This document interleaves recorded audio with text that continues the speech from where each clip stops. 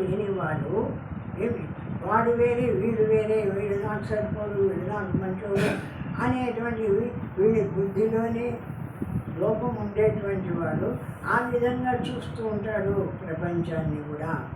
ఆ అజ్ఞానం ఎక్కడ ఉంది అంటే వీడి బుద్ధివృత్తిలో ఉంది.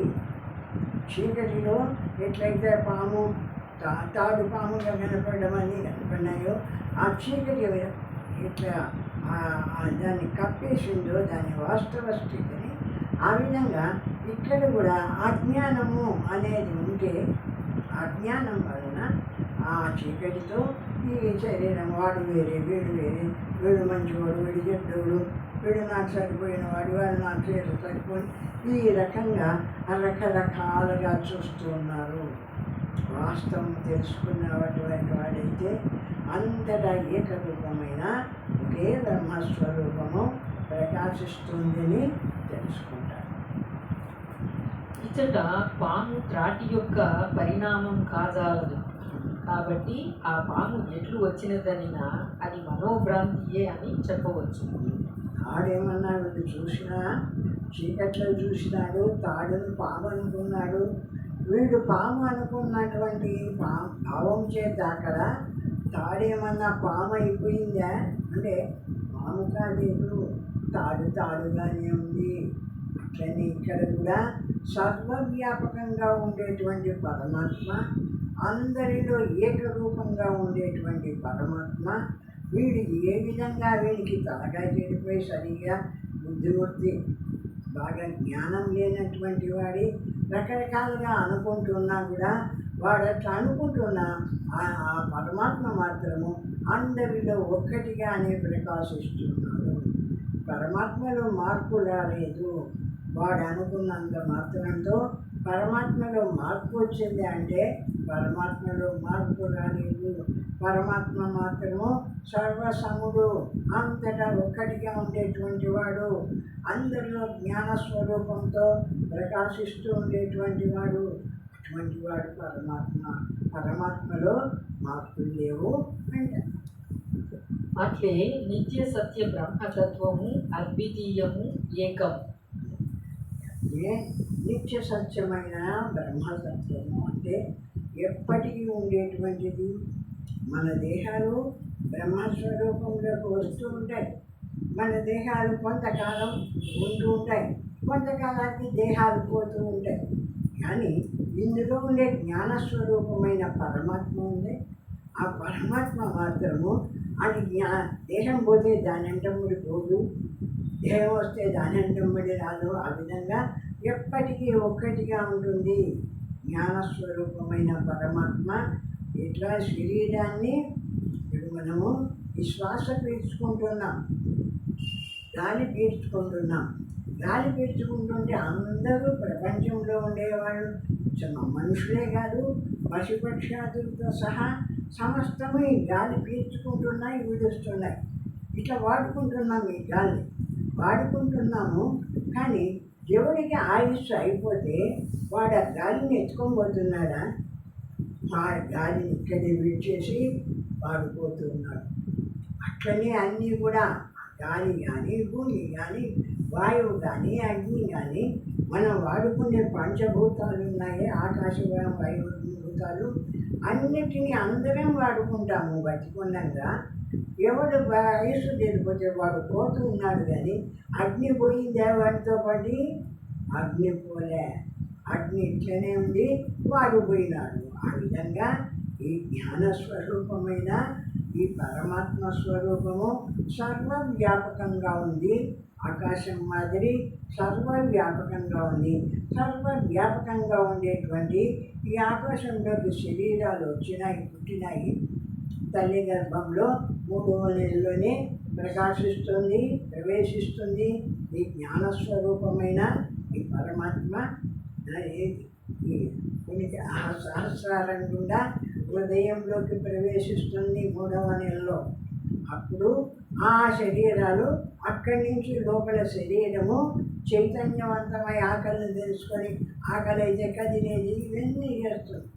చేసి బయటకు వచ్చిన తర్వాత కూడా ఆ జ్ఞానస్వరూపమైన పరమాత్మ దాంట్లో అట్లే ఉన్నాడు కాబట్టి ఆ శరీరం పెరిగినా పెద్దయినా 70 ఏళ్ళైనా 80 ఏళ్ళైనా 90 ఏళ్ళైనా ఆ శరీరం ఉంటూనే ఉంది.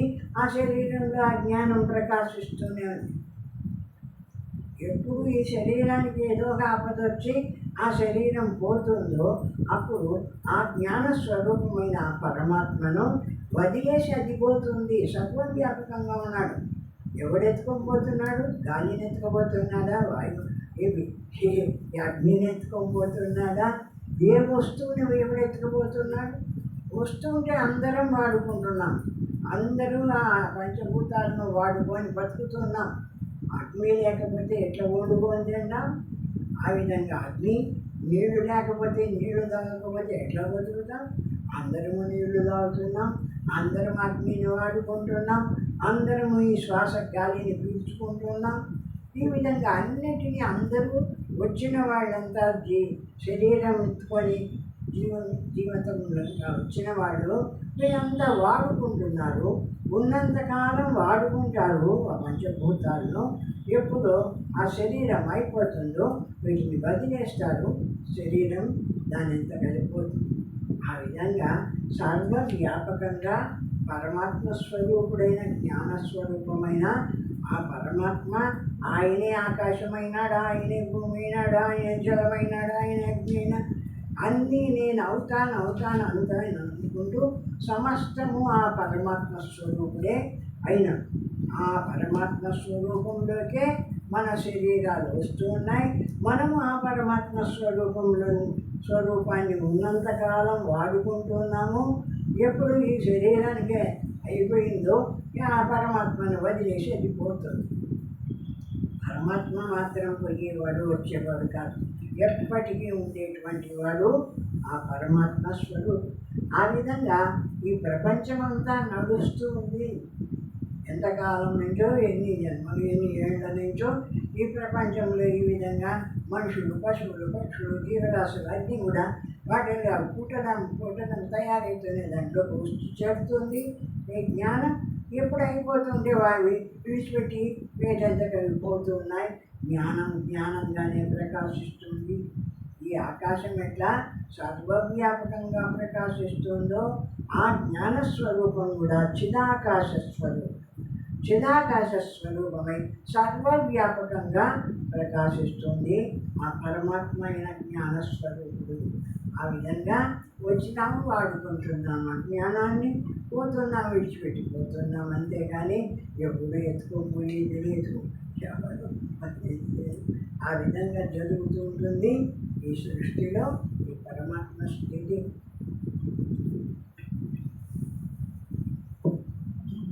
ఈ నానాత్వ విశిష్ట ప్రపంచము మన మనస్సునందున్న మాయచే కల్పితమైనదే అవుతున్నది. ఈ నానాత్వ ప్రపంచం ఈ విధంగా అంతటా ఒకటే పరమాత్మ ఉందని చూడలేకుండా ఉన్నాడు అజ్ఞాని. అయితే పరమాత్మను ఎటువంటిది పరమాత్మ అని పరమాత్మ విచారం చేయలేదు కాబట్టి వాడికి ఆ పరమాత్మ కథ తెలియలేదు కాబట్టి వాడు వేరే, వీడు వేరే, వాడి ఎందు ఉన్న పరమాత్మ వేరే అనుకోడు. వాడి ఎందు ఒక పరమాత్మ ఉందని కూడా అనుకోడు. వాడు నేను వేరే, వాడు వేరే, వీడు వేరే, వాడు నాకంటే ఉత్కృష్టమైనటువంటి వాడు, వీళ్ళు నాకంటే తక్కువ వాడు, ఈ విధంగా అనుకుంటున్నాడే కానీ ఎవ్వరు అందరి యందు ఒకే పరమాత్మ ప్రకాశిస్తుంది అని ఎవరు తెలుసుకోలేకుండా ఉన్నారు. అయినప్పటికీ ఆ తత్వమందు మనము నానాత్వమును చూచుతున్నట్లు తోచుతున్నది. ఈ ప్రపంచ భావన కేవలము ఆత్మయందు అధ్యాసితమై ఉన్నది. ఆ ప్రపంచ భావము అట్లా ఒకటేగా ఉండేటువంటి పరమాత్మ యందు నానాత్వం చూస్తూ ఉన్నాము. నువ్వు వేరే, నేను వేరే, వాడు వేరే, వాడు ఎక్కువ కులం, వీడు తక్కువ కులం, వీడు మంచివాడు, ఈ రకంగా అనేకంగా చూస్తున్నాము ఆ పరమాత్మ స్వరూపానికి. కానీ ఉన్నది ఏమిటిది అంటే ఒకే స్వరూపంగా ఒకే పరమాత్మ ప్రకాశిస్తుంది. అందరిలో కూడా ఒకే బ్రహ్మం ప్రకాశిస్తుంది.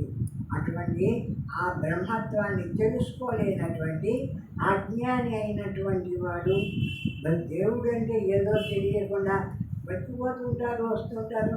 ప్రపంచంలో జీవిస్తుంటారు, పోతుంటారు, అంతేగాని ఆ భగవంతుడు ఎట్లున్నాడు ఏమి అని విచారించరు కదా.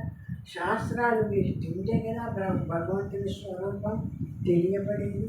అట్లా వినని వాళ్ళు వాడు వేరే వీడు వేరే ఇది వేరే అది వేరే అనుకుంటూ ఉంటారు. కానీ వాస్తవంగా ఆ ఒకటే జ్ఞానస్వరూపమైన ఆ పరమాత్మ అందరిలో ఒక్కటిగా ప్రకాశిస్తున్నాడు. ఎవరు కావాల్సిన జ్ఞానాన్ని వాళ్ళు వాడుకుంటున్నారు. అందరూ ఒకే బ్రహ్మస్వరూపుడు అని మనం ఇట్లా శాస్త్రాన్ని చదివినప్పుడు ఈ విషయాన్ని తెలుసుకోగలుగుతాం. మన మనస్సు చేతనే ఈ ప్రపంచము సృష్టింపబడినది.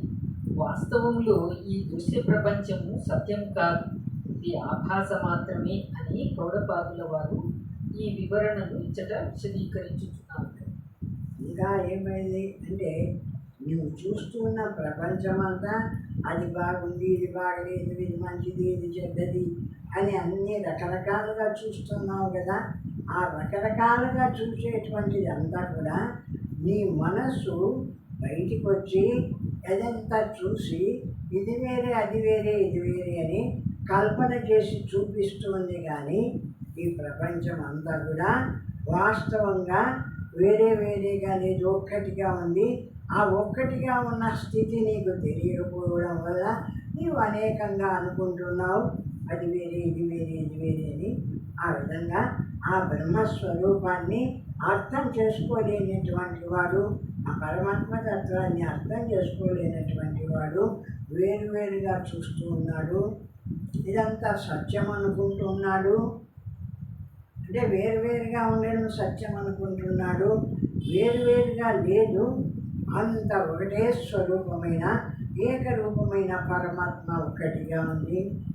ఇప్పుడు అక్కడ కుర్చీ పెడతాము, ఆ కుర్చీ నువ్వు చూసినా కుర్చే, నేను చూసినా కుర్చే, ఇంకొకటి చూసినా కుర్చే. మారిపోతుందా? వాడి జ్ఞానం వీని జ్ఞానం వేరే అయితే వాడి ఇంకొకటిగా కనిపించు. అట్లా కనిపించడం లేదే. అందరిలో ఉండేది ఒకే జ్ఞానస్వరూపమైన పరమాత్మ కాబట్టి ఆ పరమాత్మ వల్ల జగత్తు ఒక్కటిగానే తెలియబడుతూ ఉంటుంది. అది తెలుసుకొని అజ్ఞానం చేత రకరకాలుగా భావిస్తూ ఉంటారు అంటారు. అజాతస్తైవ భావస్య జాతిమిచ్చంతి వాదినః అజాతో హ్యమృతో భావో మధ్యతాం కథమేష్యతి. అజాతమైన ఆత్మతత్వము జన్మను పొందినదని ద్వైతులు భావించుతున్నారు. అజాతమైన ఆత్మతత్వము ఇప్పుడు అనుకున్నాం కదా. ఈ ఆత్మతత్వము ఈ భగవంతుడు అనేవాడు. భగవంతుడు అజాతుడు అంటే ఎప్పటికీ ఉండేటువంటి వాడు. అటువంటి ఎప్పటికీ ఉండేటువంటి బ్రహ్మతత్వాన్ని చూసి ఇది ఎప్పటికీ ఉండేది కాదని భావిస్తున్నాడు అజ్ఞాని అయినటువంటి వాడు. అటువాడి అజ్ఞానం చేత అనుకుంటున్నాడు. కానీ ఈ పరమాత్మ మన దేహాలు ఎన్నిసార్లు వచ్చినాయో, ఎన్నిసార్లు ముడిలో పోయినామో, మళ్ళా పుట్టినామో అన్నిసార్లకు ఇది మన అనుభవంలో వస్తుంది, అనుభవిస్తున్నాం, పోతున్నాం. ఇది మాత్రం ఎప్పటికీ ఒక్కటిగా ఉంది. శరీరాలు మాత్రము ఎన్నిసార్లు వచ్చుంటాయి, ఎన్నిసార్లు పోయి ఉంటాయి. కానీ ఇవి వాస్తవమైనటివి కాదు. కానీ సర్వత్రా ఏకరూపంగా ఉండేటువంటి ఆ పరమాత్మ, ఆ బ్రహ్మస్వరూపుడు మాత్రము ఒక్కటిగా ప్రకాశిస్తూ ఉన్నాడు. వచ్చే శరీరాలన్నిటినీ తీసుకుంటాడు, వాటిల్లో ప్రవేశిస్తాడు. ఇప్పుడే అనుకున్నాం కదా, తల్లి గర్భంలో 3వ మాసంలో సమస్త శరీరాల్లో ప్రవేశిస్తున్నాడు. బలంగా పెద్ద అయినాక వాడు అంతవరకు 80 ఏళ్ళ వరకు ఆ జ్ఞానాన్ని ఏ తల్లి గర్భంలో ఉన్నప్పుడు ఏ జ్ఞానం దీంట్లో ప్రవేశించిందో ఆ జ్ఞానాన్ని 90 ఏళ్ళైనా అనుభవిస్తాడు.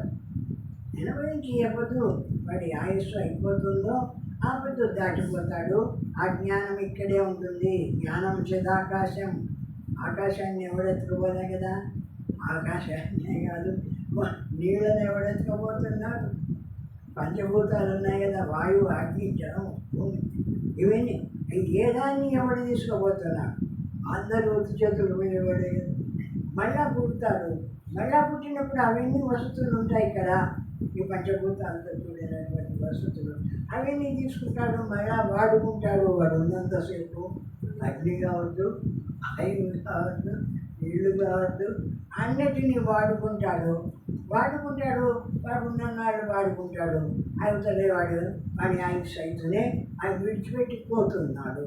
ఆ విధంగా ఈ పరమాత్మ స్వరూపమైన ఆ బ్రహ్మస్వరూపమైన ఈ పంచభూతాలతో కూడినటువంటి ఈ ప్రపంచము ఇది పోతూ రాదు, ఒక్కటిగానే ఉంటుంది. దీంట్లోకి దేహాలు వస్తూ ఉంటాయి, దేహాలు పోతూ ఉంటాయి. ఆ విధంగా జరుగుతుంది. అజాతమై అమృతమైన ఒక తత్వము మర్త్యమును ఎట్లు పొందగలదు? అజాతమైన అమృతమైన ఒక తత్వము మర్త్యమును ఎట్లు పొందగలదు? మర్త్యము అది అజాతమై ఎప్పటికీ ఉండేటువంటి ఆ పరమాత్మ తత్వం సర్వవ్యాపకంగా ఎప్పటికీ ఉంది. ఎప్పటికీ ఆకాశం ఉంది, ఎప్పటికీ భూమి ఉంది, ఎప్పటికీ జలం ఉంది. ఆ విధంగా అన్ని రూపాలతో ఆ పరమాత్మ ఎప్పటికీ ఉన్నాడు. కానీ ఆ పరమాత్మ మృతుడయ్యేవాడు కాదు, చనిపోయేవాడు కాదు. మన దేహాల కింద చనిపోయేది, పుట్టేది అటువంటి వాడు కాదు పరమాత్మ. వాడు ఎప్పటికీ ఉండేటువంటి వాడు, జ్ఞానస్వరూపుడు ఆ పరమాత్మ. అవికారమైన ఆత్మ వికారమును పొందుచున్నదను రైతుల భావమే విరుద్ధముగా ఉన్నది. ఆ అవికారం ఏ రూపము లేకుండా ఎప్పటికీ ప్రకాశిస్తూ ఉన్నాడు ఆ పరమాత్మ. పరమాత్మకు రూపమే ఉంటే ఏమి కొంతకాలం ఉండి కొంతకాలానికి లేకుండా మన తిన్న రూపం ఉంటే ఆయనకు రూపం లేదు. కాబట్టి కేవలం శక్తి మాత్రం. కరెంట్ ఉంది, కరెంటుకి ఏం రూపం ఉంది? ఆ బల్బుకు రూపం ఉంది, ఆ బల్బుకు రూపం ఉంది, ఆ టీవీకి రూపం ఉంది. ఇవన్నీ పనిచేస్తున్నాయి ఆ కరెంటుతో. అచ్చం కరెంటుకి ఏమన్నా రూపం ఉందా? అచ్చం కరెంటుకి ఏ రూపము లేదు. అది ఒక శక్తి, ఒక అపారమైనటువంటి ఒక శక్తి. అన్నిటినీ వెలిగింపగలిగింది, అన్నిటినీ ఆడించేటువంటి అటువంటి శక్తి కలిగింది. ఆ శక్తి మాత్రము వచ్చేది కాదు, పోయేది కాదు, ఎప్పటికీ ఉంటుంది. ఆ కరెంట్ అనేటువంటి సత్తా, ఆ స్వరూపం ఆ విధంగా ఉంది మనలో పరమాత్మ. ఒక్కొక్క దేహం వస్తుంటే ఆ దేహంని వెలిగిస్తుంటుంది, ఇంతకాలం ఆ దేహం ఉంచుతూ ఉంటుంది. ఆ మీ దేహం చేయవలసిన పనులన్నీ చేస్తుంటుంది. ఇంకొక దేహం వస్తుంది, ఆ దేహం కొంతకాలం పని. ఈ విధంగా వచ్చిన దేహాలన్నిటినీ వాటిల్లోకి ప్రవేశించి ఆ జ్ఞానస్వరూపమైన ఆ కరెంటు మాదిరి ఆ శక్తి ప్రవేశించి ఆ శరీరాలన్నిటినీ ఆడిస్తుంది. మాట్లాడతాడు, తింటాడు, అనుకుంటాడు, అన్ని పనులు చేస్తూ ఉంటాడు ఈ మానవుడు. అన్ని పనులు ఎట్లా చేస్తున్నాడు? వాడిలో ఉండేటువంటి శుద్ధ జ్ఞాన స్వరూపమైన ఏ పరమాత్మ, ఏ భగవంతుడు, వాడే ఈశ్వరుడు. మనం భగవంతుడు దేవుడు అనుకుంటున్నాయి. దేవుళ్ళు అందరూ వాస్తవమైన దేవుళ్ళు కదా అనకూడదు. అట్లా కాదన్నారు వాళ్ళు నాస్తికులు అనుకున్నారు. నాస్తికులు కాదు, వాస్తవమైన దేవుడు ఎవరు అంటే ఆ జ్ఞాన స్వరూపమైన ఏ పరమాత్మ ఉన్నాడు. ఇంత జగత్తును తనలోకి తీసుకుంటున్నాడు, తన చేత ఆడించుతున్నాడు, తనలోకి పంపిస్తున్నాడు. అట్లా ఒకే స్వరూపమై సర్వవ్యాపకమైన ఆ పరమాత్మ స్వరూపము ఏకరూపంగా ఎప్పటికీ ఉండేటువంటి వాడు పరమాత్మ, వాడు భగవంతుడు.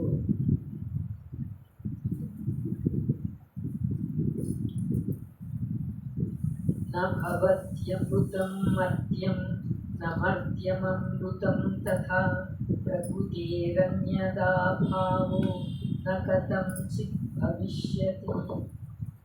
అమృతత్వము మర్త్యత్వమును పొందజాలదు.